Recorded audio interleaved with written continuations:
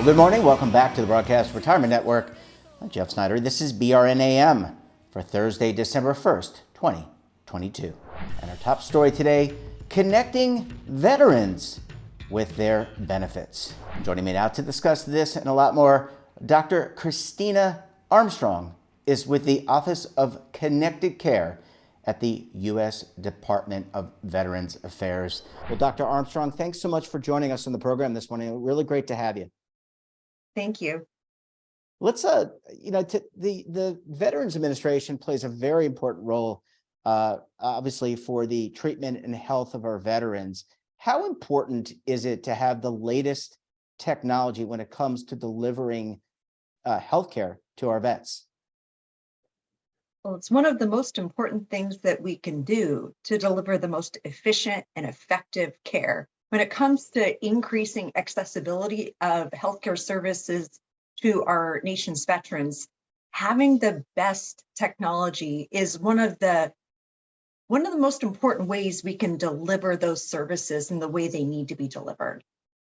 Well, Dr. Armstrong, there's a lot of newer technologies. We hear a lot about telehealth, mobile, video. How do you sift through, my word, not yours, how do you sift through all this technology and think about implementing it into service delivery for the Veterans Administration? That's an excellent question. So first of all, out of the different technology modalities that we use to deliver healthcare, those include telehealth, number one. So this is live video telehealth, live video care delivered via video. We also have asynchronous telehealth modes, which are text and secure messaging, things like that. When you have to transfer a photo of a wound or something to somebody else, that's asynchronous telehealth. And these are different modalities. Another modality that we have is mobile health. So we have over 60 mobile health apps. And we also have patient portal. We use My Healthy Vet is the VA's patient portal. It's almost 20 years old.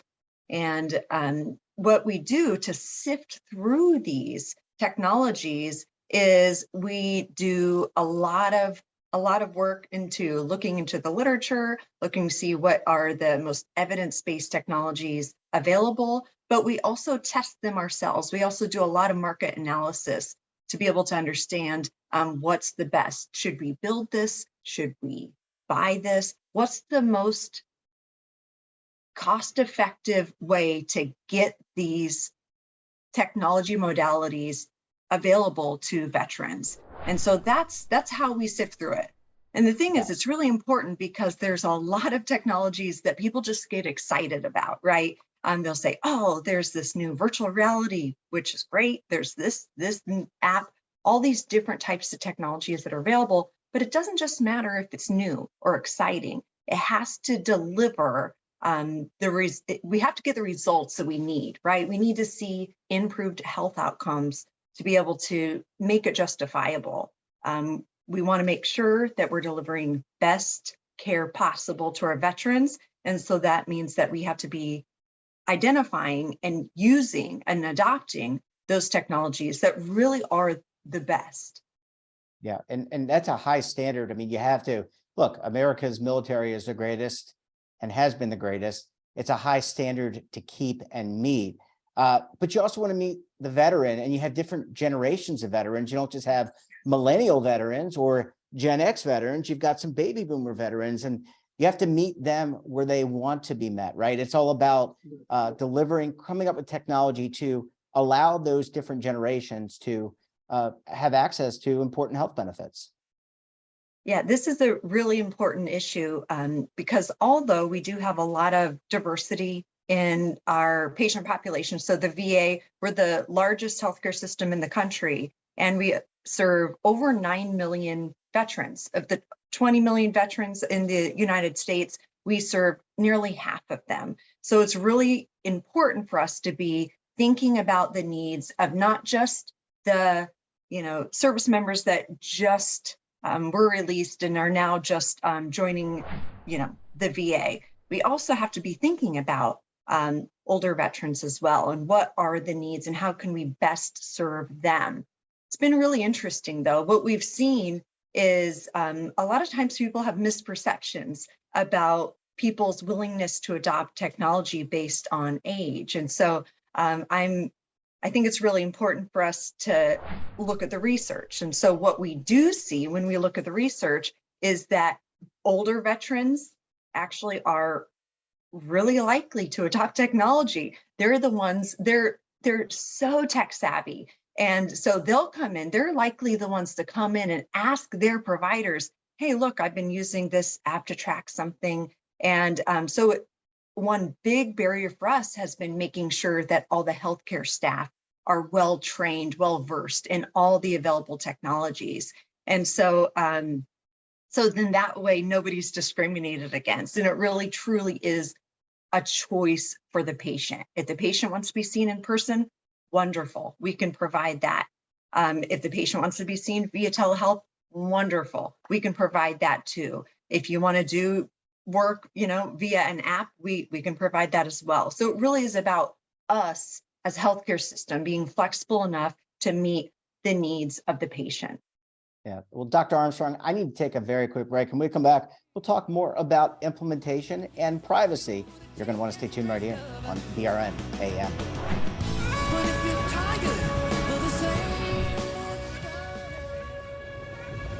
Imagine a new television network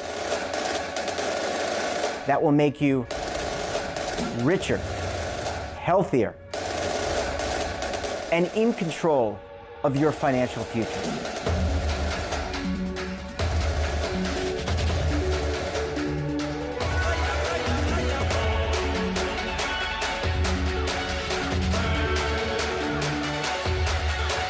This network is for the policewoman in Nashville, Tennessee, the baker in Dubuque, Iowa, the teacher in Lexington, Kentucky. We want to make the idea of savings and retirement culturally relevant. But what do you see as a defining issue of the midterms, especially for the smaller businesses? I mean, they are the lifeblood of the American economy.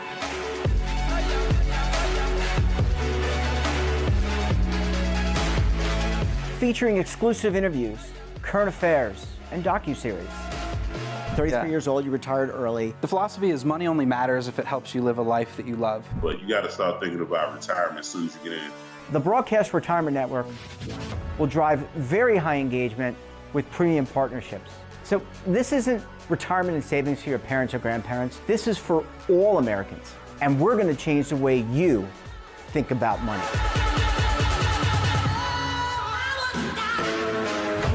Welcome to the next frontier of retirement and savings. This is BRN, the Broadcast Retirement Network. Are you stuck with a low credit score? A credit report and score that's causing you to be denied credit or pay higher interest rates than others for the same things? Then do what Terrence did and call Credit Repaired for your free credit evaluation to help restore your credit. I started thinking about buying a new house, and my score wasn't where I needed it to be. I called and spoke with one of the representatives, and we just had a good conversation, and I liked what he was saying. Just one call for his free credit evaluation was all it took to start back on the track to repairing his credit. I'm seeing the deletions and I'm getting the report, so I know something's being done. It does make a difference to me. All it takes is one call to get started. Credit Repair has given me a second chance to have a better credit score. Don't let a low credit score hold you back another day. Do what Terrence did and make the call for your free credit evaluation. Call 800-819-4152. That's 800-819-4152. Again, 800-819-4152. Welcome back. We're talking this morning to Dr. Christina Armstrong of the U.S. Department of Veterans Affairs. Well, Dr. Armstrong, thanks so much for sticking with us for segment number 2. Really appreciate you on the program this morning. Thank you for having me. All right, let's, before we kind of get into implementation of privacy, I have to ask, because I was looking at this list that I received, there are quite a few virtual care tools or programs that the VA has implemented or developed. What are the top apps that veterans are using today? Yeah, thank you for asking. So the VA has developed over 60 mobile health applications, and all of which people can see on our VA App Store. So mobile.va.gov is the website. And so I'd like to, talk about some of the best ones, some of the, ones that people use the most. So first of all, there's PTSD Coach. This was launched in 2011. This was the first of all the mobile health applications developed by the VA, and they developed it in partnership with the Department of Defense. And the PTSD Coach is fantastic because not only are you able to track symptoms of post-traumatic stress, but there's also an entire suite of coping tools inside the app as well. And a new feature of the app is that there's also a safety planning module. So for patients or people that have concerns about, any crisis situation they may be in, there's a really fantastic safety planning module that's in the app. So PTSD Coach is an app that is self-contained. It's not connected to the VA network at all. So anything that you put in the PTSD Coach app or other apps like it, we can't see anything in there at all. So it is safe, it's private, and you can keep this information, but you can also share it with your provider through secure messaging as well. Another app I want to highlight is the VA Health Chat app. This is a really new app. And this is a connected app. So you have to log in. And so VA can see what's in there, but there's a reason. And so VA Health Chat is not available all across the country yet, but soon to be. It's already in the majority of the country. And so what it allows is that instead of having to call into the VA to ask questions, you can just text in. So VA Health Chat is a really wonderful resource that's only been available for about 2 years now. And it's excellent. Another one I want to highlight is one that is developed through during COVID. So it's called the COVID Coach app. And so this was developed, and we put it out faster than any other app we've ever done. So COVID hit in March. We released this in May 2020. And it also has a suite of resources available for everybody, but it also has a lot of really great symptom tracking functionality for depression, anxiety, overall well-being that are really excellent. Where does privacy, you mentioned safety, privacy. This is, we always hear, not necessarily related to the federal government, but we hear about data breaches, data, concern around privacy. How do you, you want to have connectivity, you want to be able to offer these tools, but I have to think that there's a lot of time spent on reinforcing the infrastructure so that you don't have breaches of data, because you have a lot of patient data going back and forth through these tools.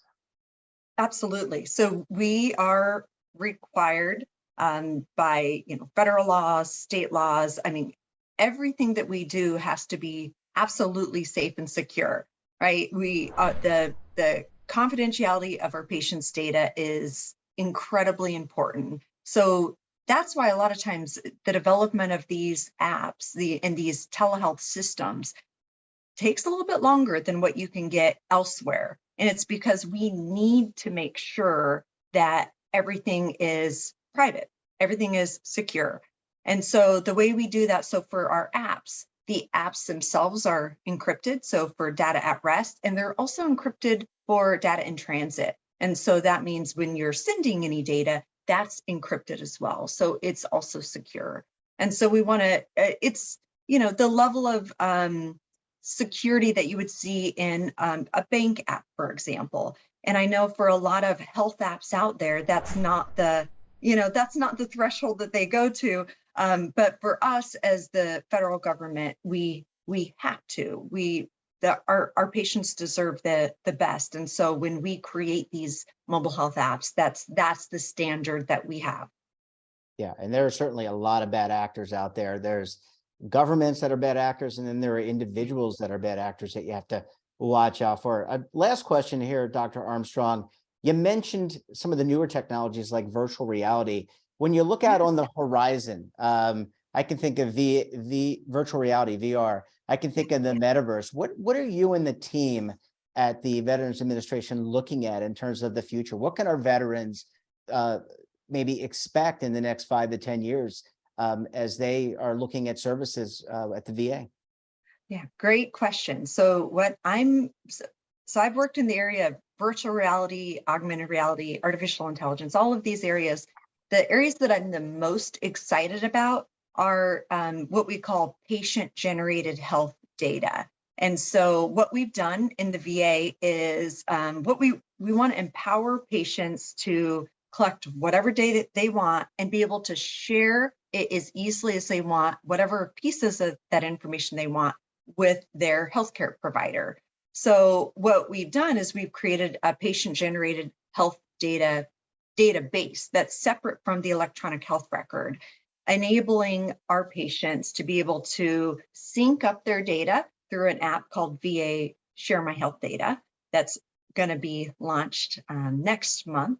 And patients can sync up their data from pretty much any device. It could be a VA issued device, any sort of wearable tracker, things like that. And they can collect this data and then they can control that data too. Maybe they want to share portions of that data with the VA, but not the others, right? So it's really about empowering patients to be aware of what health conditions they have and what symptoms they want to track, and being able to empower them to share what they choose with their healthcare team. And so that's what I'm most excited about, because as a patient myself, healthcare happens in those appointments, right? In those once a year, you see your doctor 5 to 10 minutes, but real health changes happen in all that time between. And so for me as a patient to be able to track what's happening with my health, be aware of what's happening to my health, but then also be able to share that information with my healthcare team, that's where the power of change really happens. And so that's what we want to be able to offer our patients. So for them to be able to track their data however they want and share whatever they choose. And so it really is putting the keys to the car, right with the veteran. Yep, and giving the consumer the choice. And you have, look, you're the biggest healthcare system in the U.S. I think you said 9 million customers, and maybe Yes, of sir. the 20 million vets. So that's a big undertaking. A lot of great work happening at the Veterans Administration. Dr. Armstrong, thanks so much for joining us, and we look forward to having you back on the program again very soon. Thank you, Mr. Snyder. That wraps up this episode of BRN AM. Have a topic of interest, someone you think we should talk to, drop us a line. And don't forget, for all the latest security news and lifestyle, wellness, finance, tech, so much more in all in one place, check out today's edition of our daily newsletter, The Morning Pulse. Want to search our archives, check out our latest content? Well, visit our website and, of course, all of our streaming partners. We're back again tomorrow for another edition of BRN AM. Until then, I'm Jeff Snyder. Stay safe, keep on saving, and don't forget, roll with the changes. Waiting here for you to take and drink of. But if you're tired,